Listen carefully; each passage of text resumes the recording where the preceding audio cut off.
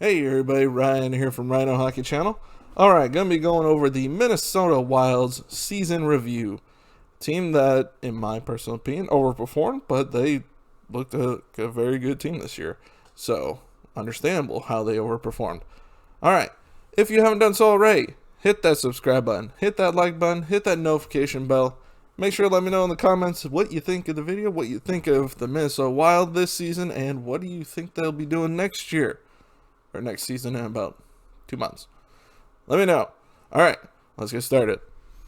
This is how their season went. They were 35, 16, and 5. 75 points.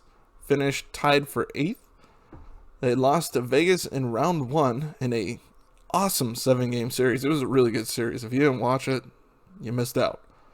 17.6% on the power play, tied for 23rd out of 31 teams. 80.8 on the penalty kill, tied for 11th out of 31. So, pretty good penalty kill. Power play they were pretty low. They were at one point, I think halfway through the season, less than 10%. So, I mean, they definitely upped it at the end of the season, but at the beginning of the season, they were terrible on the power play. 3.21% on there 3.21 goals per game on average, tied for 8th out of 31, so they were a very effective offensive team this year, which I think surprised a lot of people because I don't think a lot of people put them as a top 10 offensive team. And then a 2.84 goals against, which was good enough for about the mid portion of the league, 17th out of 31. They had 180 goals for, 159 goals against, so a goal differential of 21 positive. Key injuries during the season. They missed Matt Zuccarello the first half of the year. Once he came into that lineup, he was a beast. Him and, why am I drawing a blank on his name? That Russian kid they brought in, who was really good.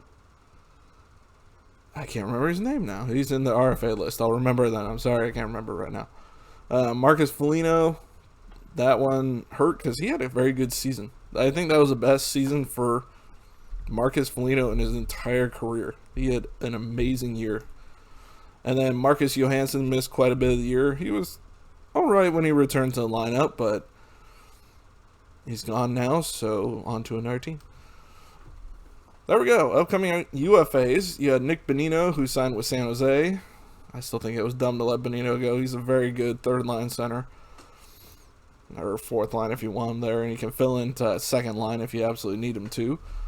Ian Cole, he left. Oh, I forget where he went. Why do I want to say New Jersey? I don't think it was New Jersey, though. Marcus Johansson went to Seattle. Kyle Rao, I believe, is still a free agent. And Luke Johnson, he signed somewhere. I forget where. Kirill Kaprisov, that's his name. God, I don't know why I couldn't remember that name. Kid was a beast this year for them. If you didn't see him, look up highlights of him. He's got some serious hands on him. Kevin Fiola is an upcoming RFA. I believe he is going to arbitration. And then Kirill Kaprisov is still an RFA, and there's been a lot of debate as to what's going to happen with him. Is he going to go back to Russia? Is he going to stay with Minnesota? And it seems like Minnesota is not willing to pay him what he wants. So we're going to see how this plays out. Terrible contracts. Now that they bought out Zach Parise, I can't say anybody has a terrible contract. I forgot to mention Parise and Suter on the UFA list. I'm sorry about that.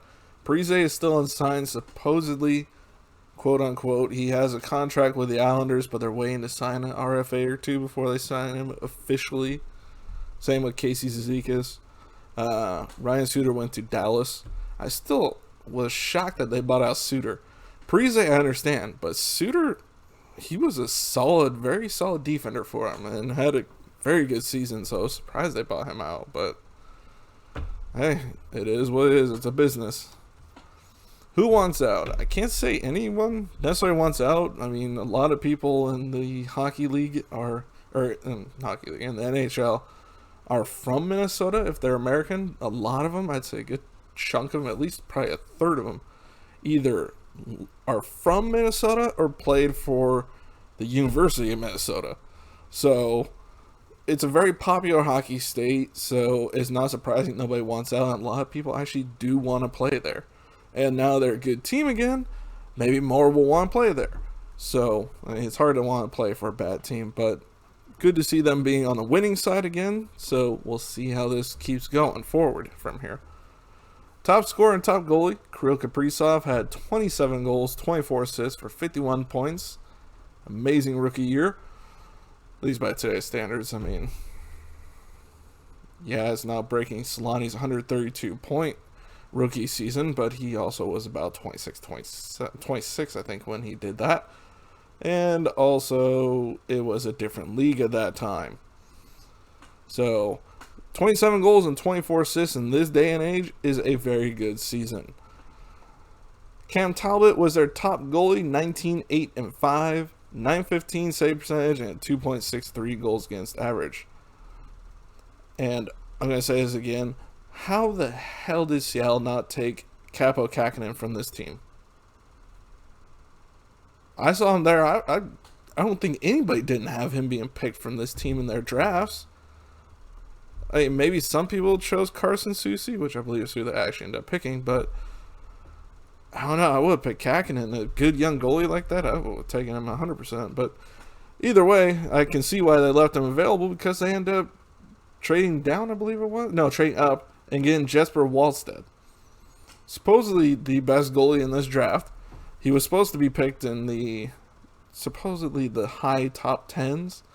So he fell, and they ended up with him, and they got a second first-round pick in Carson Lambos, another good defender. So I don't know how much offensive ability Lambos will have in the NHL, but he seems like he's got the size and the grit to be a solid stay-at-home defender. And he does have some offensive upside. I can't say he has a ton. Sorry, it's really hot. I'm drinking a lot of iced tea here. Then you can see the rest of their picks there. So they had an amazing first round. I'd say one of the better first rounds in this draft of all the teams that had multiple picks. All right, their future outlook, I think they'll be competitive for a playoff spot. Yes, they lost Ryan Suter. They lost here and there, but they are still a very good team. And I don't see them having a problem making the playoffs again. But the one difference this year from last is the division. Last year, they had a terrible division that they played in. I mean, the three California teams, I don't think there's any way to say this nicely, they just sucked.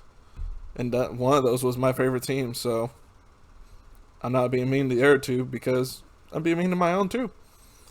But yeah, they had those. Arizona was St. Louis had a very year too. I mean, Vegas and Colorado were by far the top teams, but Minnesota kept pace with them. Thank you, Kitty. Thank you. Hi, buddy. Can you get down, please? Can you get down or go behind the screen? Thank you. But this team, I think, will be... Get away from my drink, please. Will be a very good team this year again. So, good luck to you, Minnesota. It may be a tougher battle this year, but if they can get Kaprizov back and continue playing the way they are, they're going to be a good team. So, that's all I got for you today. I hope you enjoyed the video. If you did, please hit that like button, hit that subscribe button, hit that notification bell, and let me know in the comments what you think. If you agree on them being a competitive team next year, or do you think they'll be a contender? If you put them that high, that is fine. That's up to you. If you think they're going to be a bubble team, if you think they're going to miss, let me know. Alright, other than that, I will see you all next video. Bye, everybody. And evidently my cat buddy says bye too. Bye, everybody.